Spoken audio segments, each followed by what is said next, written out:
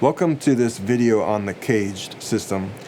This is the third video in the CAGED system. If you haven't watched the first two, you absolutely should come back to this video after you've not only watched the videos, but maybe spent a week or two or 3 or 5 months, whatever you need, practicing and contemplating the concepts and the application of those videos before you watch this one.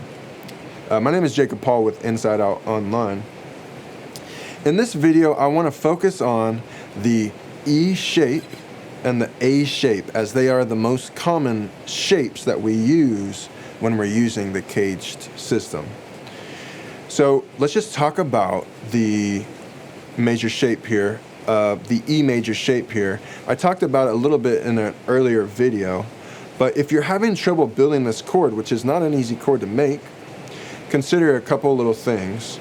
If you're already good with this shape, maybe skip along a little bit. It's still coming down in Arkansas, so thanks for hanging out with me right now. But we're safe in the studio. Drop the wrist, and the palm is down with the wrist, right? And these two fingers are kind of like a puppet, right? They're clamping together. This index finger is straight, and that's important. It's not bent at this knuckle. If you're wanting to squeeze and bend at this knuckle, it's not correct. You want it to be straight all the way down, and then rounded fingers here. And what that'll do is that'll help the fingers not get in the way of each other. It's really raining over here in Arkansas. All right, so I'm clamping. I've got plenty of squeeze pressure going on back here. Straight finger, round fingers here.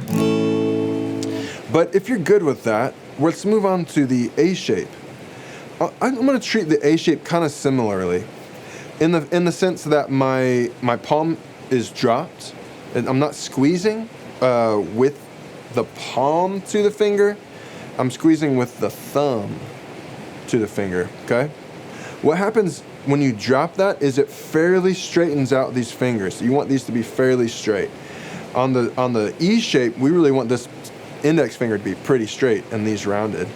On this shape, it's just kind of pretty straight. The reason is we're going to use our third finger to bar, meaning to clamp against multiple strings. The third string, the fourth string, and the fifth string. And what that does is it gives us our traditional kind of classic A shape, 1, 2, 3, up wherever else we want it. Remember, when that shape goes, well, so does the bass note, and the bass note is built from this A string right here.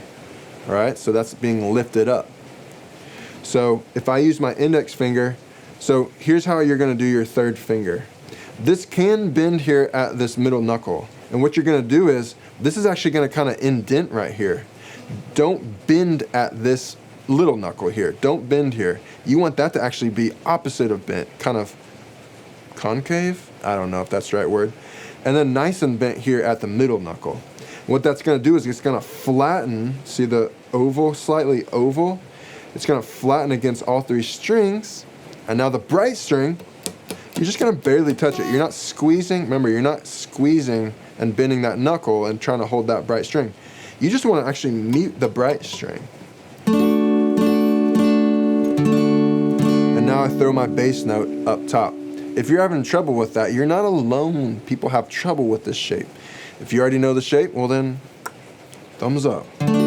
So what we're going to do is we're going to practice going from our top string E shape. What chord do I have when I build a major chord here on this 5th fret? What note is that? 5th fret top string. We have it memorized. G, A, A, A, A. That's an A note. I build the E shape there. I get an A chord.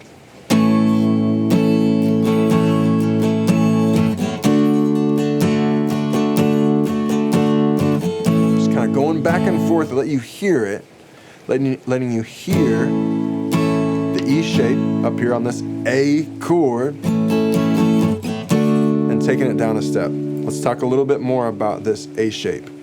There's a lot of little intricate things we have to think about when we're building this chord. And I got to talk about a few more. One is, what did we do about the top string? I don't want this top string, blah, I don't want it playing.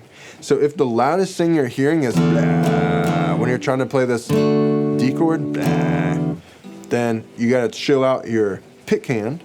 That's one thing to control, is striking only the strings that you want to hear, and those strings are the middle 4 strings on that A shape. We want to hear our pointy finger, and we want to hear those 3 strings that we're holding down. You're gonna have a hard time with that. But how much greater will it be when you work on it and work on it and work on it and work on it and work on it and work on it, and you get it. But the top string, so what do we do about that top string? One is you try to use your pick and aim for the second string down. The other thing we do, if we can't control that, is we barely touch the top string with our pointy finger. So not only is it pressing against the second string, but it's just barely, we're not pressing it. We're barely nudging up against it from the bottom end. So now I can strike all 6 strings. I have this string, top string muted by barely touching it. I have the second string pressed down on that. What note is that? What note is that? What note is that? It's a D note. G, A, B, C, D. Building the A shape there gets us a D chord. Muted top string, D string. 1, 2, 3. Easier said than done, I know. And the bright string is muted. So when I strike, I just hear boom, boom, boom, boom.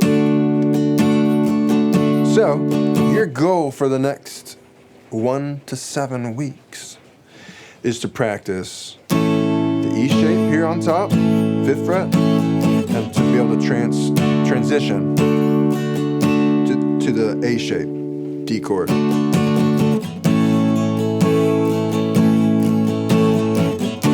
It'll take a while. It'll take a while. You can also build that. Now, also you can hear how those chords kind of like go together. What chords did we say they were? A and D, right? You might know from country songs or whatever, A to D, like Johnny Cash, right? From A to D, we're gonna play A to D. Those are very common chords.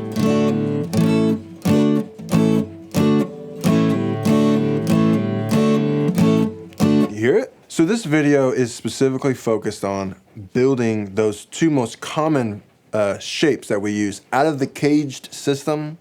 The E shape and the A shape are the most commonly used. Again, we do power chords with those shapes, and we do full-on chords, right? We also do little bright stuff. We take little intricate versions of these chords.